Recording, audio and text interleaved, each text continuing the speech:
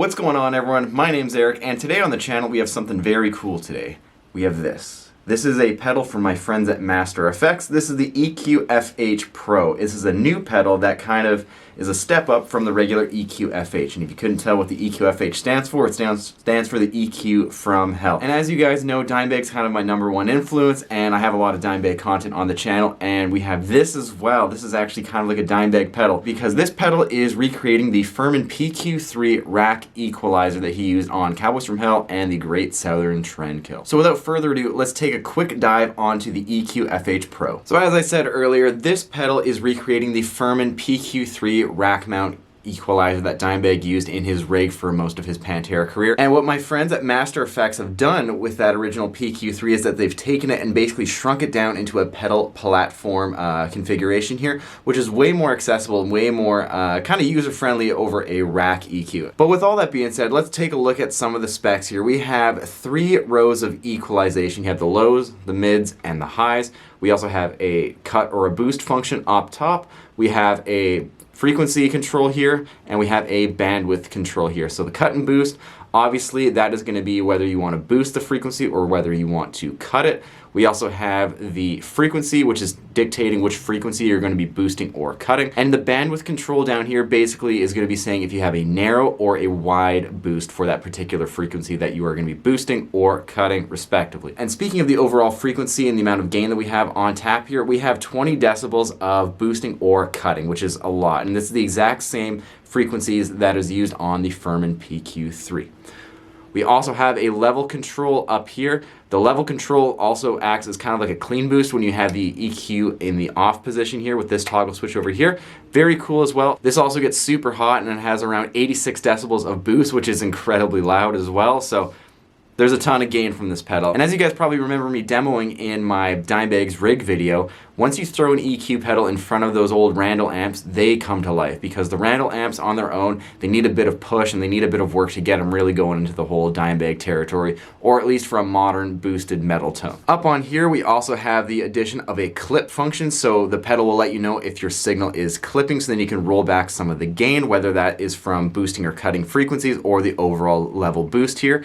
And the final switch here, this is a high and a low switch. So you can kind of toggle between a high or a low input setting. It's the exact same as on the PQ3, except the PQ3 does it with high and low inputs respectively. And if you guys want to get this kind of like in the Dimebag territory, he used the low inputs to keep his rig super clean. And I've really found that as well when I was demoing the pedal and in my own time. If you throw this switch into the high position, it does get a little gainy really fast, and it does start clipping pretty quick, especially if you run high gain pickups like I normally do in all my guitars. So I kept it on the low setting, and I found that very, very usable. But if you're using maybe some vintage voice pickups and maybe pickups that have a little bit lower output, maybe like a single coil or something, you could then run it in the high output setting, and you can probably get some pretty aggressive tones with your pickups that might not be so hot. We also have the standard 9-volt power operation here, and something very cool is that there's an internal protection system here where basically if you plug in the wrong adapter, the pedal is not going to fry, which is very important, because I know there are some people who have plugged in the wrong adapter and they've fried pedals or they've fried rack gear. And one final thing is that this pedal is basically using the same circuitry and the same PCB board that is used in the Furman PQ3, which is you can see right in the back there. Now there's a lot of specs for both this pedal here, the EQ from Hell Pro, and for the original Furman PQ3. So I'm going to throw both of them on screen right now.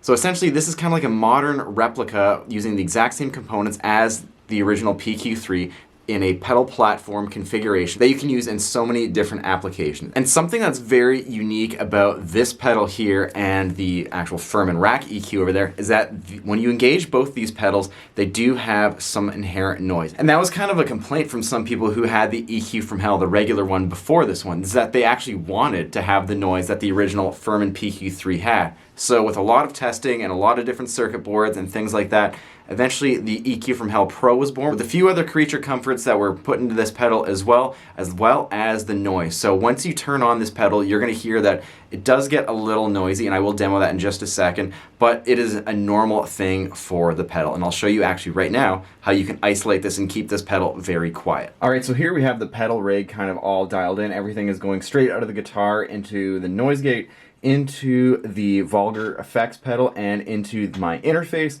And I have the EQ from Hell Pro isolated in its own loop. And if you're going to get these pedals and set it up like this, you need to do it like this in order to minimize the amount of noise that comes from the EQ from Hell Pro. So let's engage the rig here and just see how it sounds on its own. So we're going to just have, we get the vulgar pedal, little noisy, the gain is maxed and the volume is maxed, so that's kind of inherent. I have a high gain bridge pickup going on. Turn the noise gate on. That's kind of all fixed. Now, I have the level cranked on the EQ from Hell Pro, so bear that in mind. Turn the gate off. You can hear there's a good amount of noise going on in the back there.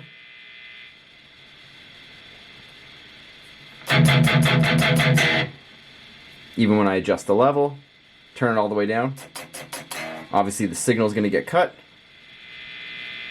But the more you turn it up, because it has so much volume and boost dialed in right from the factory, you are going to get some noise with it. And the original PQ3, the green face one, that has a lot of noise as well. And when you turn a noise gate on, that cleans it all up. And the gain is cranked on both pedals. Frequencies are boosted kind of all over the board. The noise gate is as tight as it can be, and this is just how it all sounds.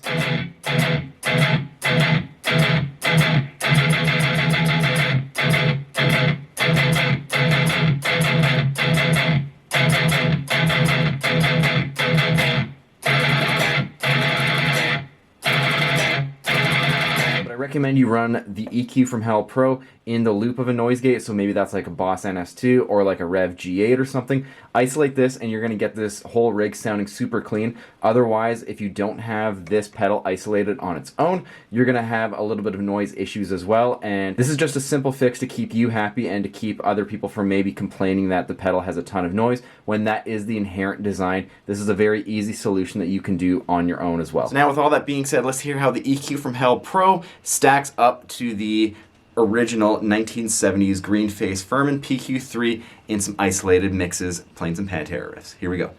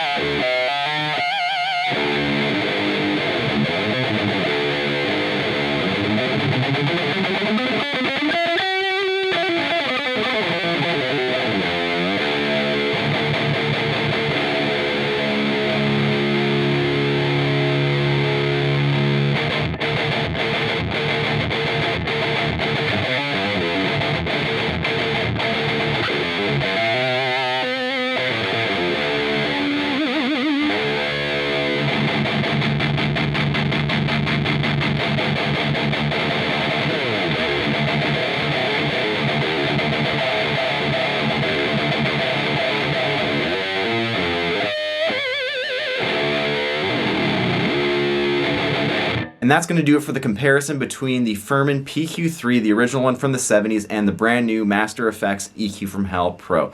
Now here's my final thoughts and opinions. I'm going to try to keep this as unbiased as possible, even though Master Effects did send me the EQ from Hell Pro and a couple other goodies. And honestly, the winner in this one is going to be the Master Effects unit. That's going to be for a few different reasons. The first one is because it's a pedal, and the pedals are just honestly easier to live with. And two, I really like how there's an internal design here where you can plug in essentially whatever power adapter you want, and if you plug in the wrong one by accident, it's not going to fry the pedal. That's a very important thing. Because this pedal retails for around $370 US, the last thing you want to do is get a brand new pedal, regardless of how much it is, and plug in the wrong adapter by accident and fry it, and then you're out even more money trying to repair the pedal or getting a replacement. So that's a very, very nice feature that they have here. I also like that there's an LED that tells you if you're clipping or not. That's a really handy thing, especially if you're going to use this thing for bass as well. And I know I just demoed this in a guitar context, but you could obviously use this for bass as well because this is an EQ pedal at the end of the day. I also like how you have the high and low toggle switches, whereas the Furman rack unit, you had to use actual individual inputs and outputs. You can probably get some cool tones with that, mixing with the ins and the outs respectively, but I don't think many people are going to be doing that. It's either high or low at the end of the day. The other thing too is that you have the EQ in and out function, whereas you basically toggle the EQ on or off. And if you have the EQ totally disengaged, you're going to have the level control working on its own, so then you can essentially just have another clean boost pedal. Again, it's kind of like you're getting two pedals in one with this, which is very cool. And the other thing too with rack gear is that you're basically going to be having it on or off. The Furman PQ3 doesn't have an accessible like foot switch out or anything to turn the rig on and off, whereas this one, you know, it does because it's a stomp box and has an on-off button here, which you can then toggle this in and out. The only way you can really get this to be on and off is that you have maybe a tech on the side of your stage or something, which I know maybe not a lot of people can afford, especially if you are the home musician. You probably can't afford that, and if you're going around on the touring circuit, you either have to have it on all the time or off at certain times, or you have to get more outboard gear as well to then loop into, kind of like a Voodoo Lab GCX switching system, and then run that into one of the loops and then program it on and off with also the MIDI foot controller that you need with that. So it's another financial investment to get this kind of like in a modern package, if you will. Whereas if you just have this, you just turn it on and off at the stomp of your foot. But honestly, for my money, this is kind of where it's at, and it really just captures the feel and the sound that the Furman PQ3 is going for. Now, I know it's really hard to kind of demo equalizer pedals because they just equalize the sound. You're not going to hear a giant night and day tone difference. I'm not comparing different amps and different speakers or different pickups, whereas this video is more or less highlighting how great this new unit is, especially if you're trying to do the whole Dimebag rig thing. I would really recommend one of these or maybe another EQ pedal from Master Effects because they're readily available, they're built very well, they're very durable as well, and they're just very forward thinking as opposed to the older rack units that Dimebag used in his rig. So with all that being said, thanks for checking out today's video comparing the brand new Master Effects EQ from Hell Pro compared to the Furman PQ3. Let me know in the comments below which one you would like. Do you like pedals? Do you like old school rack gear? Let me know all that stuff in the comments below. And if you're new to the channel here, consider subscribing. I have tons more Pantera and Dimebag content, as well as guitar tutorials, setups, repairs, and all that stuff. And if you liked this video and you like all the other things I do, consider liking this channel. Ring the bell. It lets you know when I'm dropping a new video and stuff like that. All applicable links are down below if you want to learn more about Master Effects and the EQ from Hell Pro. Click the link in the description below and you can learn even more about the pedal than this video has told you. Thanks for checking this out, and I'll see you next time.